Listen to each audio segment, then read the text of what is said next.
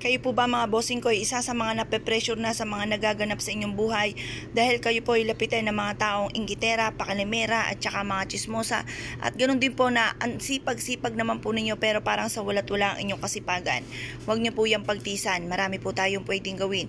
Bukod sa sipag at tiyaga at huwag kang makakalimot magdasal at pagiging positibo dapat po sa buhay, kaya ayuda rin po ng salita ng mga magaganda. Subukan niyo po ito mga bossing. Ito po yung ating paminta at ganoon din ang ating asin. Humarap po kayo sa may silangan. Ibulong nyo po dito ang lahat ng mga pagsubok nyong pinagdadaanan at sabihin nyo dito hindi nyo na po ito muli pang mararanasan at masolusyonan na kung ano man ang mga problema nyong pinagdadaanan.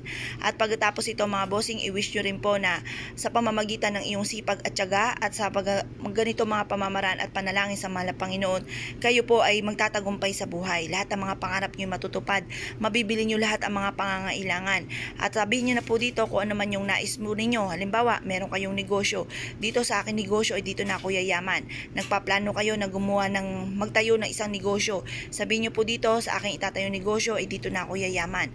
Sabihin nyo na lahat ng mula sa inyong pong puso na walang gamit na sana direct to the point ang lahat ng inyong mga kahilingan. At pagtapos na po kayo mag-wish mga bossing, ilagay nyo po ito sa isang botelya na kailangan po ay clear, kita ang loob at kita ang labas.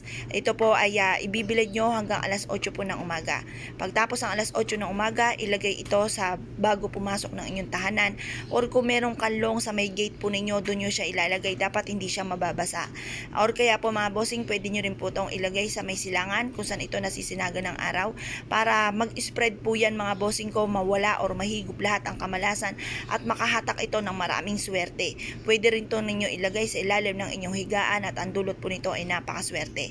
Kung kayo po naniniwala sa mga ganitong mga pamamaraan, simple pero napaka-epektibo po nito, subukan nyo na po itong gawin. Kaya kung kayo po isa sa gagawa ng pampaswerte at naniniwala po kayo, good luck po sa inyong lahat.